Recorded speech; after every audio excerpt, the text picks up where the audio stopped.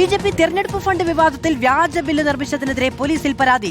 വാമനപുരം സ്വദേശി പ്രമദചന്ദ്രനാണ് പരാതി നൽകിയത്.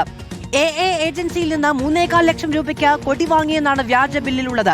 എന്നാൽ പലചരക്കു കടയായ അവിടെ കൊടി വിൽപ്പനയില്ല എന്ന് കടയുടമ വ്യക്തമാക്കി. വ്യാജ ബില്ല് നിർമ്മിച്ചവർക്കെതിരെ നടപടി ആവശ്യപ്പെട്ട് കടയുടമയും രംഗത്തെത്തി. നമുക്ക് കൊടിയുടെ ബിസിനസ് ഒന്നുമില്ല. അതുമല്ല, ഈ പറയുന്ന ബില്ലെന്ന് പറഞ്ഞാൽ ഇതാണ്, നമ്മൾ ഈ ബില്ല് ഇങ്ങനെ എഴുതിയാണ് കൊടുക്കാറുള്ളത്. കണ്ട ബില്ലെന്ന് പറഞ്ഞാൽ അത് വ്യാജ ബില്ലാണ്, വ്യാജമായി സൃഷ്ടിച്ച് നമ്മുടെ അഡ്രസ്സ് പോലും അല്ല. ഏജൻസി തിരുവനന്തപുരം എന്നാണ് വെച്ചിരിക്കുന്നത്. നമുക്കുള്ള തന്നെ ഏജൻസി കണിച്ചോട് വാമനപുരം. അബദ്ധവശാൽ ഈ അവരുടെ GST നമ്പർ മാത്രം കറക്റ്റായിട്ടുണ്ട്, മൊബൈൽ നമ്പരും തെറ്റാണ്. വ്യാജ ബില്ല് തന്നെയാണ്. കാരണം ബില്ല് കാണുമ്പോഴത്തേക്ക് അറിയാം അത് വ്യാജം. ഞാനത് നമ്മൾ പരാതി കൊടുക്കാൻ പോകുന്നു. അന്വേഷിച്ചാരായാലും നിയമത്തിന്റെ മുന്നിൽ കൊണ്ടുവരണം. MG പ്രതീഷ് വിവരങ്ങളുമായി നമ്മളോടൊപ്പമുണ്ട്. MG പ്രതീഷ്, ഈ ബില്ലിൽ ആകെ കുടുങ്ങിയിരിക്കുകയാണ്. ഒന്ന്, ഈ കടയുടമയ്ക്ക് പരാതിയുണ്ട്. ഇപ്പോൾ അദ്ദേഹത്തിന്റെ പേര് മാത്രമാണ്, കടയുടെ പേര് മാത്രമാണ് ഉപയോഗിച്ചതെങ്കിൽ ശരിയെന്ന് വിചാരിക്കാം. GST നമ്പർ വളരെ കൃത്യമായി ഉപയോഗിച്ചിരിക്കുന്നു, ഫോൺ നമ്പർ തെറ്റാണ്, കടയുടെ അഡ്രസ് അടക്കം തെറ്റാണ്. ഇനി മാത്രമല്ല, ഈ പ്രമദചന്ദ്രൻ BJP അനുഭാവിയാണോ? എന്താണ് ഈ പരാതിക്ക് പിന്നിൽ?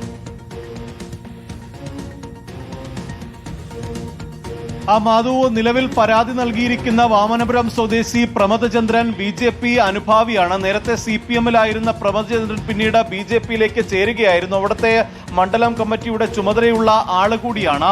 ഈ തിരഞ്ഞെടുപ്പ് പ്രചരണങ്ങൾക്കായി 3.25 ലക്ഷം രൂപയുടെ കൊടി ഈ പ്രമദചന്ദ്രന്റെ കടയിൽ നിന്ന് വാങ്ങി എന്നതാണ് ഈ ബില്ലിൽ കാണിച്ചിരിക്കുന്നത്. ഈ ബില്ലിൽ കാണിച്ചിരിക്കുന്ന പേര് പ്രമദചന്ദ്രന്റെ ഭാര്യയുടേതാണ്. മാത്രമല്ല, ആ ബില്ലിലെ GST നമ്പരും ആ കടയുടേതാണ്. പക്ഷേ ഏറ്റവും പ്രധാനപ്പെട്ട കാര്യം, നിലവിൽ ആ കടയിൽ കൊടി വിൽപ്പന ഇല്ല എന്നതാണ്. പലചരക്ക് സാധനങ്ങൾ വിൽക്കുന്ന ഒരു കടയാണ് ഈ വാമനപുരം സ്വദേശിയായ പ്രമദചന്ദ്രനുള്ളത്. പക്ഷേ ആ കടയിൽ നിന്ന് 3.25 ലക്ഷം രൂപയുടെ കൊടി തിരഞ്ഞെടുപ്പ് ആവശ്യങ്ങൾക്കായി വാങ്ങി എന്നതാണ് ഈ ബില്ലിൽ കാണിച്ചിരിക്കുന്നത്. ഈ തിരഞ്ഞെടുപ്പിൽ സമർപ്പിച്ച ഓഡിറ്റുമായി ബന്ധപ്പെട്ടുള്ള ഒരു ബില്ലാണ് ഏജൻസിയുടെ പേരിൽ പുറത്തു വന്നിട്ടുള്ളത്. നേരത്തെ തന്നെ ഈ കൊടികൾ വാങ്ങിയതുമായി ബന്ധപ്പെട്ടുൾപ്പെടെ വലിയ ക്രമക്കേടുകൾ BJP-യിൽ നടന്നു എന്നുള്ള പരാതികൾ, ആരോപണങ്ങൾ ഉയർന്നിരുന്നു. ഇതിന് പിന്നാലെയാണ് ഇത്തരത്തിൽ ഒരു ബില്ല് വന്നത്. ഈ ബില്ല് പുറത്തു വന്നതിന് പിന്നാലെയാണ് തന്റെ അറിവില്ലാതെ ഇത്തരത്തിൽ ആ ബില്ല് നൽകിയതിനെതിരെ കടയുടമ നിയമ നടപടിക്ക് പോകുന്നത്. ഇന്നലെ വൈകിട്ടോടുകൂടി തന്നെ പോലീസിൽ പ്രമദചന്ദ്രൻ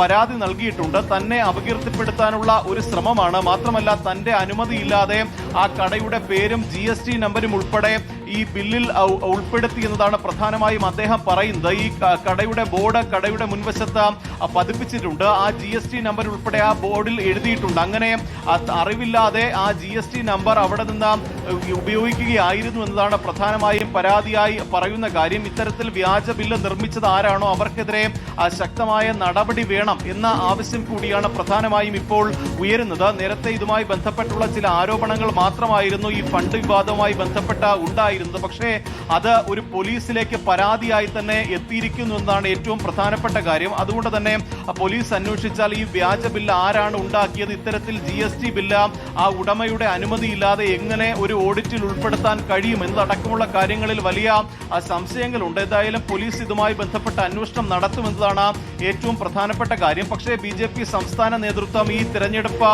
ഫണ്ട് വിവാദവുമായി ബന്ധപ്പെട്ട് ഉയർന്ന ക്രമക്കേടുകൾ പൂർണ്ണമായും തള്ളിയിട്ടുണ്ട്. മാത്രമല്ല, ഈ നേരത്തെ ഇതുമായി ബന്ധപ്പെട്ട നിയമ നടപടി സ്വീകരിക്കും, പോലീസിൽ പരാതി നൽകുമെന്ന് സംസ്ഥാന നേതൃത്വം അറിയിച്ചിട്ടുണ്ട്. പക്ഷേ ഇതുവരെ പോലീസിൽ പരാതി നൽകിയിട്ടില്ല എന്നതാണ് നമുക്ക് മനസ്സിലാക്കാൻ കഴിയുന്ന കാര്യം. എന്തായാലും ഇതിൽ വ്യക്തത വരുത്തേണ്ടത് സംസ്ഥാന നേതൃത്വമാണ്. പക്ഷേ അവർ ഇപ്പോഴും ഇക്കാര്യത്തിൽ മൗനം തുടരുകയാണ്. MG പ്രതീഷാണ് വിവരങ്ങൾ നൽകിയത്. ഇന്നലെ കരമന ജയൻ അടക്കമുള്ള നേതാക്കളോട് ഈ വിവരങ്ങൾ ചോദിക്കുമ്പോൾ ഇവിടെ ഒരു ക്രമക്കേടും നടന്നിട്ടില്ല എന്നതാണ്. പക്ഷേ നിയമപരമായ നടപടികളിലേക്ക് കാര്യങ്ങൾ പോയിരിക്കുന്നു, കേസുകളടക്കം ഉണ്ടാകും. ഈ കടയുടമയുടെ ഭാഗത്തു നിന്നും പരാതി ഉണ്ടാകും എന്നതുകൂടിയാണ് ഇപ്പോൾ വ്യക്തമാകുന്നത്. അങ്ങനെയാണ് എങ്കിൽ അതിന് മറുപടി നൽകേണ്ടിയും വരും.